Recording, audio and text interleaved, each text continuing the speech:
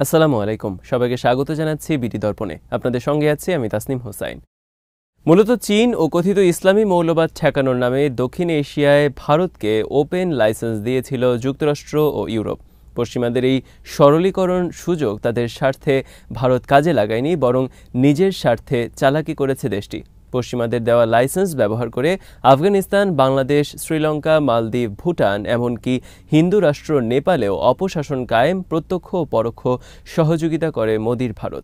সেই সঙ্গে এসব দেশে শুধু ভারতের কায়েমি স্বার্থই বাস্তবায়ন করেছে দিল্লি। কিন্তু ইউক্রেন যুদ্ধ শুরু হলে যুক্তরাষ্ট্র যখন রাশিয়ার বিরুদ্ধে একের পর এক নিষেধাজ্ঞা দেয় এবং সেই নিষেধাজ্ঞা উপেক্ষা করে ভারত তখন রাশিয়ার জ্বালানি যুদ্ধাস্ত্র কেনে, তখন পশ্চিমাদের চোখ খুলে যায়। তাছাড়া ওয়াশিংটন দেখতে পায় দক্ষিণ এশিয়ায় যে কারণে ভারতকে ওপেন লাইসেন্স দেওয়া হয়েছে তার উল্টোটা করেছে দিল্লি। অর্থাৎ ভারত এসব দেশেই এতটা ন্যাক্কারজনকভাবে হস্তক্ষেপ করেছে যে দেশগুলো মার্কিন বলয় থেকে অনেকাংশেই বেরিয়ে গেছে। এরপরই মূলত ভারতের দাদাগিরিতে টান পড়ে। অপরদিকে কানাডায় এক শিখ নেতা হত্যা এবং যুক্তরাষ্ট্রে আরেক শিখ নেতাকে হত্যা চেষ্টায় ভারতীয় যোগ প্রমাণ হওয়ায় নড়ে চড়ে বসে আমেরিকা, কানাডা ও ইউরোপ। প্রকাশিত বটেই পর্দার আড়ালে এসব দেশের সঙ্গে মোদির ভারতের টানাপোড়েন তীব্র আকার ধারণ করে। বছর দুয়েক আগে জাতির উদ্দেশ্যে দেওয়া ভাষণে মোদি গর্ব করে বলেছিলেন তার দেশ এখন অন্য দেশে গিয়েও অভিযান চালাতে সক্ষম।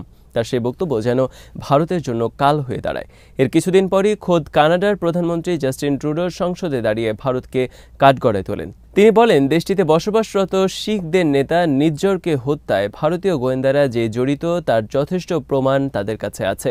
ওই সময় যুক্তরাষ্ট্রের তীব্র নিন্দা জানিয়ে ভারতের উপর তোপ দাগে। এরপর খোদ আমেরিকায় আরেক শিখ নেতাকে হত্যা চেষ্টার অভিযোগ ওঠে ভারতীয় গোয়েন্দাদের বিরুদ্ধে। উল্লিখিত ওপেন লাইসেন্সের অপব্যবহার এবং এই দুই ঘটনা ভারতের ব্যাপারে পশ্চিমাদের সিদ্ধান্ত নিতে ষোলকলা পূর্ণ করে।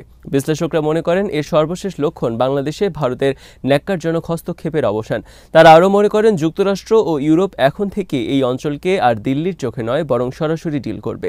বাইডেন প্রশাসনের আমলে এসব ঘটনা ঘটায় ভারতীয়রা আশায় বুক বেঁধেছিল যে ডোনাল্ড ট্রাম্প ক্ষমতায় আসলে এই সংকটের অবসান হবে, কিন্তু বিধি বাম।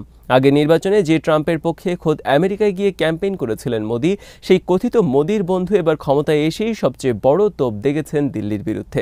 কোনো প্রকার রাগঢাক না দেখিয়ে ভারতীয়দের হাত পা বেঁধে সরাসরি প্লেন দিয়ে ফেরত পাঠিয়েছেন ট্রাম্প প্রশাসন, যা নিয়ে মোদি বিরোধীরা ব্যাপক শোরগোল করছেন।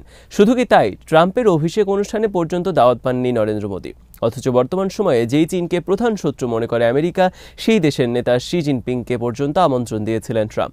বিষয়টি ভারতের জন্য যে কতটা লজ্জার তা প্রকাশ না করলেও হাড়ে হাড়ে টের পাচ্ছে নয়াদিল্লি। এখানেই শেষ নয়। বুধবার ব্রিটিশ সংবাদ মাধ্যম বিবিসি এক প্রতিবেদনে বলেছে, ট্রাম্প প্রশাসন যে ভারতীয় জাতীয়তাবাদী নীতি গ্রহণ করেছে তাতে সবচেয়ে বড় বলির পাঠা হবে ভারত, কারণ লক্ষ লক্ষ ভারতীয় যুক্তরাষ্ট্রে কাজকর্ম করে দেশে অর্থ পাঠায়। ট্রাম্পের এই নীতির ফলে ভারতীয়রাই সবচেয়ে বেশি চাকরি হারাবে। তাছাড়া গাজা যুদ্ধে ইসরায়েলের পক্ষে যুদ্ধ করতে সরাসরি লোক পাঠিয়ে মধ্যপ্রাচ্যেও তোপের মুখে পড়েছে ভারত, অথচ ভারতের রেমিটেন্সের একটা বড় অংশ আসে মধ্যপ্রাচ্য থেকে।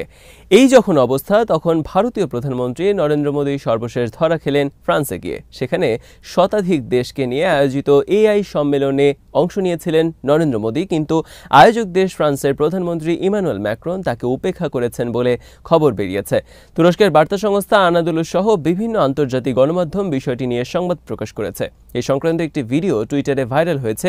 সেখানে দেখা যাচ্ছে ফরাসি নেতা ইমানুয়েল ম্যাক্রন অতিথি সারিতে বসা বিভিন্ন দেশের প্রতিনিধিদের সঙ্গে হ্যান্ডশেক ও কুশলাদি বিনিময় করছেন। চেয়ারে বসা নরেন্দ্র মোদীর সামনে অন্যদের সঙ্গে হাত মেলালেও মোদীর সঙ্গে হাত মেলাননি তিনি। বিষয়টি ইচ্ছাকৃত নাকি অনিচ্ছাকৃত সেটা নিয়ে হয়তো আলোচনা হতে পারে, কিন্তু ভিডিওতে স্পষ্ট দেখা যাচ্ছে মোদী একাধিকবার হাত এগিয়ে দিলেও তাতে সাড়া দেননি ম্যাক্রো, বরং তখন তিনি অন্যদের সঙ্গে হাত মেলাতে ব্যস্ত। সংশ্লিষ্টরা বলছেন, ইউরোপ আমেরিকার অন্ধ সমর্থনের কারণে বিগত বছরগুলোতে ভারত নিজেকে আঞ্চলিক সুপার পাওয়ার তো বটেই, এমনকি বৈশ্বিক সুপার পাওয়ার হতে যাচ্ছে বলে মনে করতে থাকে। তবে পরিবর্তিত পরিস্থিতিতে ভারত এখন এই অঞ্চলেই অনেকটা কোণঠাসা হয়ে পড়েছে। সুতরাং আগামী দিনগুলোতে ভারতের অবস্থান কোথায় গিয়ে দাঁড়ায় সেটাই এখন দেখার বিষয়। যুদ্ধবিধ্বস্ত গাজা দখলের ঘোষণা দিয়ে তোপের মুখে পড়েছেন মার্কিন প্রেসিডেন্ট ট্রাম্প। এমনকি তার এমন ঘোষণায় হুমকির মুখে পড়েছে যুদ্ধবিরতিও।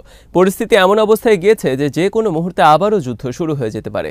গাজায় আবারও হামলা চালাতে ইতোমধ্যে রিজার্ভ সেনা তলব করেছে ইসরায়েলের সামরিক বাহিনী। স্বাধীনতাকামী সংগঠন হামাস আগামী শনিবারের মধ্যে আরও ইসরায়েলি জিম্মিকে মুক্তি না দিলে গাজায় হামলা শুরু করতে পারে ইসরায়েল।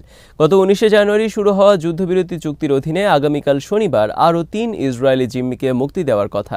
তবে ইসরায়েল যুদ্ধবিরতি চুক্তির শর্ত লঙ্ঘন করছে অভিযোগ এনে চলতি সপ্তাহে অনির্দিষ্টকালের জন্য জিম্মি মুক্তি স্থগিতের ঘোষণা দিয়েছে হামাস। হামাসের ঘোষণাপত্রে ট্রাম্প হুঁশিয়ারি দিয়ে বলেছেন, শনিবার দুপুরের মধ্যে হামাস সব জিম্মিকে মুক্তি না দিলে গাজায় জাহান্নামের দরজা খুলে যাবে। অপরদিকে ইসরায়েলের প্রধানমন্ত্রী নেতানিয়াহু বলেছেন, হামাস যদি জিম্মি মুক্তির সময়সীমা মেনে না চলে তীব্র লড়াই শুরু করবে ইসরায়েল। নেতানিয়াহু বলেন, তিনি গাজার ভেতরে ও আশেপাশে ইসরায়েলি বাহিনীকে জড়ো হওয়ার নির্দেশ দিয়েছেন। এর কিছুক্ষণ পরই গাজা সীমান্তবর্তী ইসরায়েলের দক্ষিণাঞ্চলে অতিরিক্ত সেনা পাঠানো ও রিজার্ভ সেনা মোতায়েনের ঘোষণা দেয় ইসরায়েলি সামরিক বাহিনী। এই অচলাবস্থার কারণে গাজায় নতুন করে সংঘাত ছড়িয়ে পড়ার আশঙ্কা দেখা দিয়েছে। এদিকে রয়টার্স জানায়, ট্রাম্পের সঙ্গে বৈঠকে গাজা থেকে ফিলিস্তিনিদের বিতাড়ন করার বিষয়টি আলোচ্য সূচিতে থাকলে যুক্তরাষ্ট্রে সফর করবে না মিশরের president Abdel Fattah al CC. মিশরের দুটি গোয়েন্দা সূত্র এই কথা জানায়। এর আগে 1 ফেব্রুয়ারি টেলিফোনে কথা বলেন ট্রাম্প ও সিসি। তখন সিসিকে হোয়াইট হাউসে আমন্ত্রণ জানিয়েছিলেন ডোনাল্ড ট্রাম্প, তবে এই সফরের দিনক্ষণ চূড়ান্ত হয়নি। এদিকে গাজা থেকে ফিলিস্তিনিদের সরিয়ে নিতে জর্ডানের বাদশাহ দ্বিতীয় আবদুল্লাহকে চাপ দিয়েছেন ট্রাম্প, কিন্তু বাদশাহ আবদুল্লাহ তা দৃঢ়ভাবে প্রত্যাখ্যান করেছেন। তিনি বলেছেন, ফিলিস্তিনিদের না সরিয়ে গাজা পুনর্গঠন করা হবে। এ বিষয়ে আরব দেশগুলো একমত। এ সময় গাজা ও অধিকৃত পশ্চিম তীর থেকে বাস্তুচ্যুত করার বিরুদ্ধে জর্ডানের অবিচল অবস্থান পুনর্ব্যক্ত করেছেন বাদশাহ আবদুল্লাহ। এক্সে দেওয়া এক পোস্টে তিনি লেখেন, এটাই আরবদের সম্মিলিত অবস্থান। ফিলিস্তিনিদের বাস্তুচ্যুত না করে গাজা পুনর্গঠন করা এবং ভয়াবহ মানবিক পরিস্থিতি মোকাবেলা করার সবার অগ্রাধিকার হওয়া উচিত। উদ্ভূত পরিস্থিতিতে হামাসের সামি আবু জুহরি রয়টার্সকে বলেছেন, কেবল যুদ্ধবিরতি চুক্তি মেনে চললেই গাজা থেকে জিম্মিদের ফেরত নিতে পারবে ইসরায়েল। এই নিয়ে ট্রাম্পের দেওয়া হুমকিও নাকচ করে দিয়েছে সংগঠনটি। হামাসের এক জ্যেষ্ঠ নেতা বলেন, ট্রাম্পের অবশ্যই মনে রাখা উচিত এই বিষয়ে একটি চুক্তি হয়েছে যা উভয় পক্ষেরই মেনে চলা উচিত। ইসরায়েলি বন্দীদের মুক্তি করার এটাই একমাত্র উপায়। হুমকির সুরে কথা বলার কোনো মানে নেই এবং এটি বিষয়টিকে আরও জটিল করবে। ফিলিস্তিনিদের গাজা থেকে বিতাড়ন করা ট্রাম্পের পরিকল্পনার বিরোধিতা করেছে চীন। বুধবার নিয়মিত ব্রিফিংয়ে দেশটির পররাষ্ট্র মন্ত্রণালয়ের মুখপাত্র গো জিয়াকুন বলেন, গাজার মালিক ফিলিস্তিনিরা এবং এটি ফিলিস্তিনি ভূখণ্ডের অবিচ্ছেদ্য অংশ। আমরা গাজার বাসিন্দাদের জোরপূর্বক বাস্তুচ্যুত করার বিরুদ্ধে।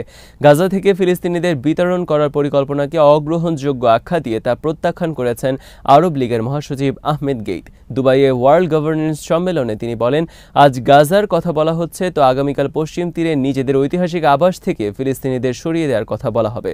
ট্রাম্প গাজায় জাতিগত নিধনের পরিকল্পনা প্রত্যাখ্যান করেছেন ফরাসি প্রেসিডেন্ট ইমানুয়েল ম্যাক্রনও। সেই সঙ্গে তিনি ফিলিস্তিনি এবং তাদের আরব প্রতিবেশীদের প্রতি সম্মান প্রদর্শনের আহ্বান জানিয়েছেন। মার্কিন সংবাদ মাধ্যম সিএনএনকে দেওয়া সাক্ষাৎকারে ম্যাক্রন বলেন, আপনি 20 লাখ মানুষকে বলতে পারেন না যে ঠিক আছে, এখন অনুমান করুন কি আপনারা স্থানান্তরিত হবেন। এটি রিয়েল এস্টেট অভিযান নয়, এটি একটি রাজনৈতিক অভিযান। এছাড়া ম্যাক্রো গাজায় ইসরায়েলি যুদ্ধেরও সমালোচনা করেছেন। তিনি বলেন, আমি সবসময় নেতানিয়াহুর সঙ্গে আমার দ্বিমত পোষণ করেছি। ট্রাম্পের গাজা দখলের প্রস্তাবকে হাস্যকর অভিহিত করে নিন্দা জানিয়েছে উত্তর কোরিয়া। দেশটির রাষ্ট্রীয় বার্তা সংস্থা কেসিএনএ এক মন্তব্য করে প্রতিবেদনে বলেছে, যুক্তরাষ্ট্রের উত্তাপে বিশ্ব এখন জব সেদ্ধ করার পাত্রের মতো ফুটছে। অন্যদিকে ট্রাম্পের বল প্রয়োগের হুমকিকে বেপরোয়া এবং উস্কানিমূলক বক্তব্য হিসেবে বর্ণনা করেছে ইরান। সে সঙ্গে যে কোনো আগ্রাসনের পরিণতি ভয়াবহ হবে বলেও সতর্ক করেছে দেশটি। ট্রাম্পের মন্তব্যের প্রতিক্রিয়ায় জাতিসংঘে ইরানের রাষ্ট্রদূত আমির সাইদ ইরাভানি নিরাপত্তা পরিষদকে চিঠিতে লিখেছেন, এই বেপরোয়া এবং উস্কানিমূলক বক্তব্য আন্তর্জাতিক আইন এবং জাতিসংঘ সনদের স্পষ্ট লঙ্ঘন। ইসলামী প্রজাতন্ত্র ইরান সতর্ক করে দিয়েছে যে কোনো আগ্রাসনের পরিণতি ভয়াবহ হবে, যার দায় সম্পূর্ণ যুক্তরাষ্ট্রের। এদিকে ইয়েমেনের হুথি বিদ্রোহীরা বলেছে, ইসরায়েল যদি গাজায় যুদ্ধ পুনরায় শুরু করে এবং যুদ্ধবিরতির শর্ত মেনে না চলে, তাহলে তারা হামলার জন্য পুরোপুরি প্রস্তুত। টেলিভিশন ভাষণে হুঁশিয়ারি দেন হুথি নেতা আব্দুল মালিক আল হুথি। তিনি বলেন, আমাদের হাত অস্ত্রের ট্রিগারে রয়েছে এবং গাজায় ইসরায়েলের আগ্রাসন পুনরায় শুরু হলে আমরা সঙ্গে সঙ্গে প্রতিরোধমূলক হামলা চালাতে শুরু করব। এর আগে গাজায় ইসরায়েলি হামলা শুরু করলে হুথিরা ইসরায়েল এবং তার সমর্থকদের জাহাজের উপর হামলা চালিয়ে লোহিত সাগরে গুরুত্বপূর্ণ সামুদ্রিক পথ তাদের চলাচল ব্যাহত করেছিল। হুথিদের দাবি, এসব হামলা ফিলিস্তিনিদের প্রতি সংহতি জানিয়ে তারা পরিচালনা করছে। আজ এখানেই শেষ করছি। সবাই ভালো থাকুন, সুস্থ থাকুন আর দেখতে থাকুন বিডি দর্পণ। চ্যানেলটি ভালো লাগলে সাবস্ক্রাইব করুন, সংযুক্ত থাকুন আমাদের ফেসবুক পেজে। আল্লাহ হাফেজ।